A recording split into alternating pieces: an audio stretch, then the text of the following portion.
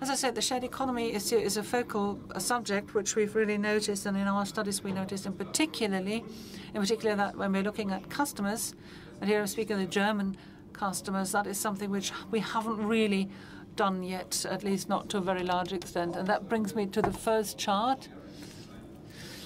I've already said that sharing is a megatrend in society. It's very important for the ITB Convention in 2015. One of the central roles is filled by the various platforms which help you find private accommodation. And in general terms, we see there's still a bit of, I wouldn't call it confusion, but there's certainly very different terms that all go in the same direction. We're talking about co-consumption, collaborative consumption, the shared economy, sharing economy, and all that sort of buzzword. Depending on the term used in the studies and depending on the explanations given for that subject, we notice that empirical studies have very different results regarding how well known sharing economy offers really are. If you look at empirical studies and what we have about this so far, then there are two that really come to mind. One was called Germans Don't Share, which we will see later on is very much from the supply side, because who is willing to provide his or her own accommodation to other people. And the other study is a Bitkom study, the potential for online platforms for providing private accommodation is large, it concluded. Now, our study has focused on consumer requirements, attitudes, and user intention in Germany, because that, from a customer point of view, is not sufficiently well researched. Durchführung der ITB. And so this was really the basis for us to go forward with this survey. Now, as I'd mentioned beforehand, Anne-Katrin Schmidt, who's the author, and the idea was to take a bit more, investigate, closer look at the attitudes and intended uses of private accommodation for private and business travel. Now, looking at some of the breakdowns of the figures, we had about 66% female participants and 34% male, aged between 14 and 29, about at least 44.8% of them. And we had 65% of them in employment. And if we look at the most well-known booking platform for private accommodation, that's Airbnb. And if we look at that, they are actually, the awareness of their brand is around 92%, followed by Wimdu, it's about 45%, and 9 Flats, which was about 25%. There were also other which were mentioned, which then comprised the 30.8 other percent, in particular Couchsurfing.com and Favo.de. Now, let's look at the usage and the behavior here of our respondents. Now, let's compare them to the German public at large. We had a Bitkom survey which was carried out. According to that survey, 5% of Germans had used private accommodation booking sites. But as you can see, we had almost 75% of our respondents who'd already used them. So this is not representative for the populace at large. Now, that was, however, one of the key prerequisites of our respondents, so that they, with their experience previously, would be then able to give us more in-depth insight into their experience. Now, don't worry, I'm not going to list all of these figures for you, just the key ones here, which are circled in red. It says that they have used private accommodation. And we also have further factors here on age. As I'd mentioned beforehand, generally between 30 and 49 years, their profession and where are they employed. Primarily, yes, that was their status, which is 70%. They're also they also tend to be slightly more wealthy and higher earning, and also in terms of their private lives, they tend to be either married or in a partnership. So let's have a look at the number of bookings within the last 12 months that they'd already carried out. 70% of them had already carried out 1 or 2 bookings within the last 12 months. 3 to 5 bookings in the last 12 months, that was true of 22%.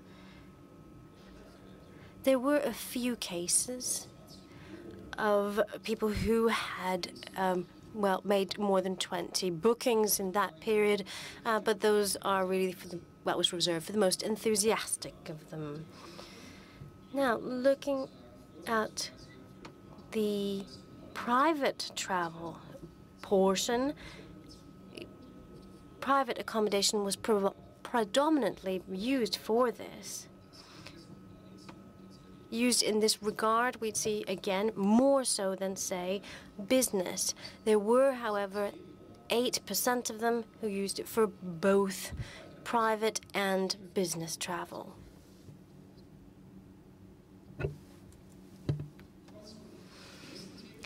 Moving on to the next topic.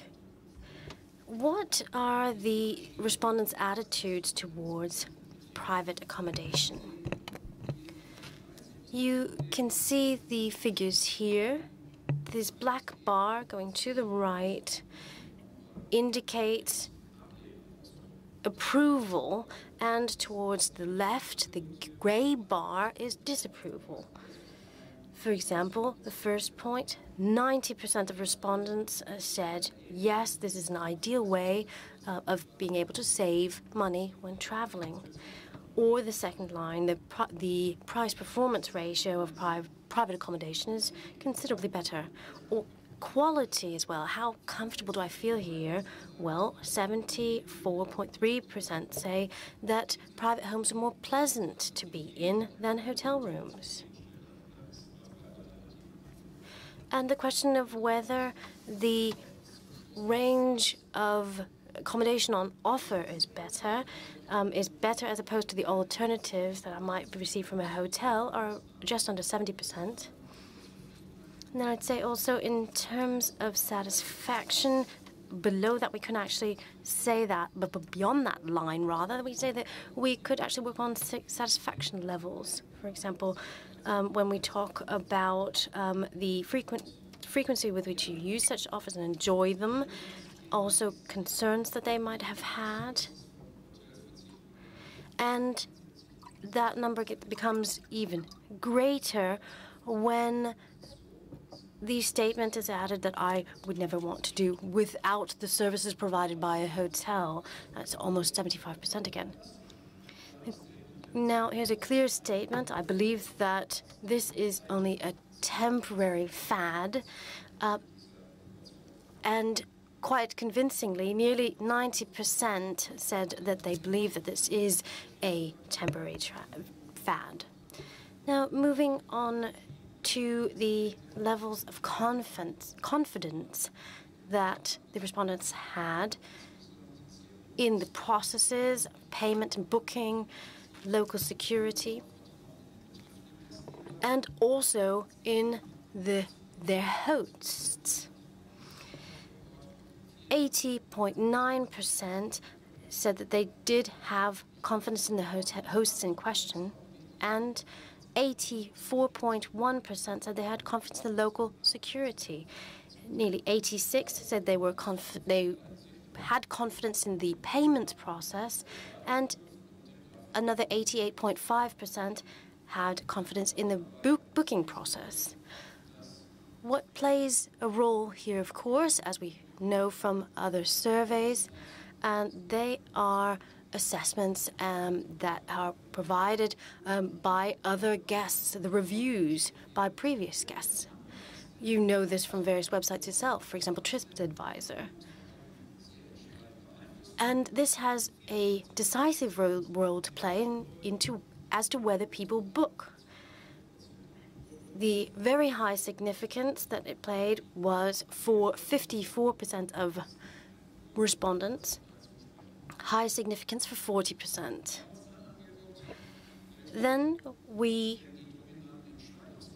investigated the specific criteria for specific sites here that are the crucial factors in terms of, and we come back to location, location, location as number one here, as with buying a home.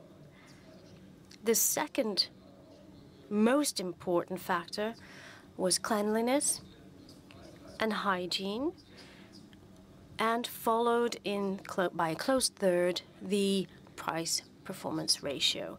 These three factors should be subject to our very special attention, especially as regards the future of such platforms. Our next question was, what's particularly important to you? What services are preferable and indeed desirable for you when booking? This is quite interesting. 76% of them said that leisure tips were quite important, and also restaurant recommendations, the availability of bicycles, for example, as well. And then we gave them the opportunity to ask, we gave them an open-ended question, and it's very interesting to see that very often that they saw that they were giving us completely different answers. For example, getting to know the landlord or their guest, rather their host, of then that cultures of that host country, and also individualized tips from their hosts. And this comes back and picks up the topic of having an authentic travel experience. Things that were less important to these guests were, for example, breakfast, and being provided with breakfast, or, for example, having a fridge that is full upon arrival. Much more important to these people is this personal level of contact, and also getting tips and helpful hints on the locality. Now, let's have a look at the future. What type of customer potential do we have for private accommodation in the future? So we have a few different categories here. We called one group smart shoppers, and they were followed by the sharing fans, then the bargain hunters who said, in future, I will generally take the cheaper option. And then there were the hotel fans who said that they would prefer in future to stay in a hotel. So first of all, going back to the top, spot shoppers would choose the one or the other depending on the circumstances. And we can go down the figures as well here. You can see overwhelmingly we have the smart shoppers in the majority, and the hotel fans are right at the bottom in the minority. Now, how does this change when we talk about users versus non-users? If I start off with the non-users, we see that 77.4% of these people haven't ruled out using a booking site for private accommodation in future. In the future, that is a point, but this also correlates very well to the smart shoppers. And of course, however, the sharing fans would be least interested in this at the bottom with 5.2%. So that means that the non-users do represent potential customers for us in the future. Now let's take a look at the users. Now we see that the smart shoppers is at 63%, sharing fans rather were at 24.7%. The bargain hunters were also parallel, but then of course all here we have the hotel fans with 3.2. So what's the key takeaway for us here? Well, hoteliers, do take note, if someone does this once and books private accommodation once, then you have to be careful because it's going to be highly addictive. Now, and they might actually be converts, so do take note here. Let's look at the next question. Why has someone who is currently a non-user not yet used a booking site? Well, here were the answers. They hadn't considered it yet. That was 39.1%. They hadn't found the right offer that was offering for themselves yet. That was 31.4%. Then 24.4% of them said there were uncertainties about the questions regarding liability. 19.2% said they didn't trust the administrative process. And then we go down, right down the way to the interesting 13.7% who said that for me, hotel services are not necessarily important, followed by the fact that they might not have a local contact in a case of emergency or other, or, for example, lack of safety standards.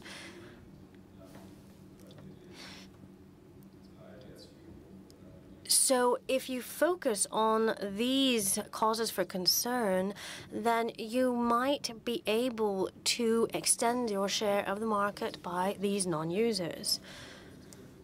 Next question. Will you continue to use private accommodation in the future? For what type of travel? Some said, a quite large majority said 76.5% they would use it for private travel only. But 13.6% said they would use it for business travel as well. Turning to business travelers, that's quite interesting because they say that they could also imagine using a booking site for private accommodation. And you can see all the figures here on the right side. The ones that are particularly important is that the readiness to actually use private accommodation for business travel is pronounced amongst a certain group, male, middle-aged, and quite interestingly with higher incomes. Then we also asked regards the use, long-term or longer trips, shorter trips, domestic or foreign travel. We can see for short travel, it's more interesting for the respondents. In fact, 77.6% of them. But that figure drops to just about 50% for longer trips. Also, a greater willingness to use private accommodation on city breaks and abroad more than, say, domestic travel. We also asked them about the future. Would they consider that private accommodation reduces travel expenditure in the future?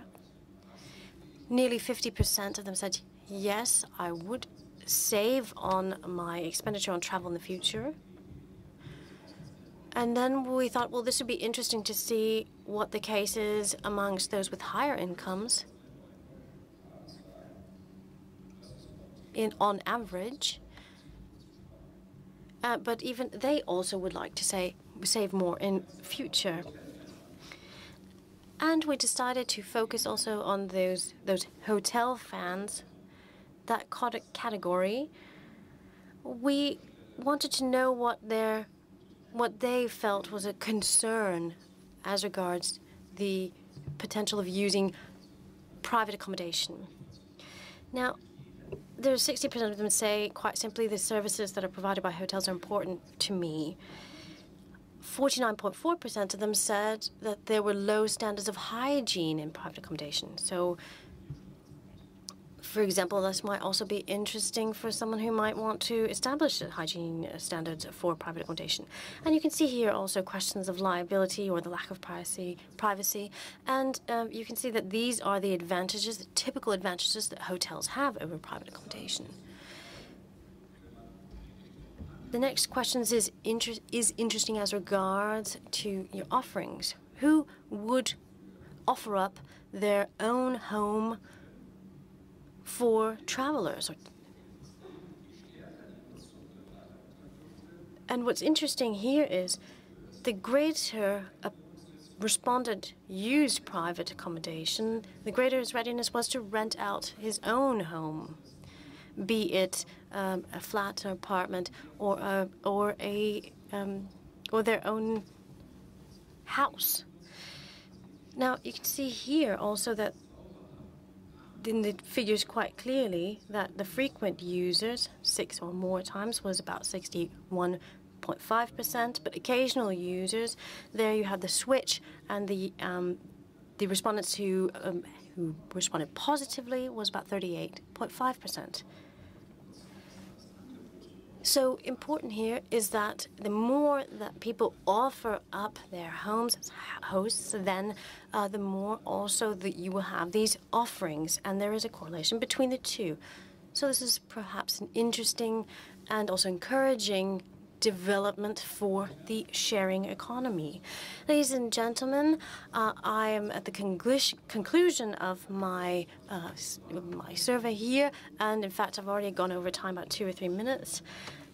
I would just say in summary that people are highly positive amongst the respondents. There's a highly positive attitude towards private accommodation. They think that they're getting a better price ratio and performance ratio, also have a more of a feel-good factor, and they are very confident about it. They enjoy the location, hygiene, cleanliness, and those are the dominant factors in making a decision. And they also, for them, more important are insider tips from locals and experiences. Also, current non-users, their potential will be identified in the future, but the users of such sites have pretty much been lost as reliable hotel customers. Also, this seems to be particularly suitable for private travel, shorter trips, city breaks, and foreign travel, cutting down on travel expenses. And also, it said before, the greater the use of private accommodation, the greater the readiness to rent out one's own home. And I would say that, as I said beforehand, highly addictive. Once people have started it and done it once, they can't give it up. And for me, that just tells me that when we designed our program for this year, I think that really just shows us that we also made the right decision, because private accommodation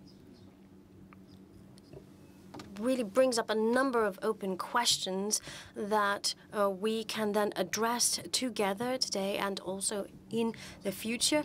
And now I'm going to take off my hat as a presenter and put back my hat as the moderator.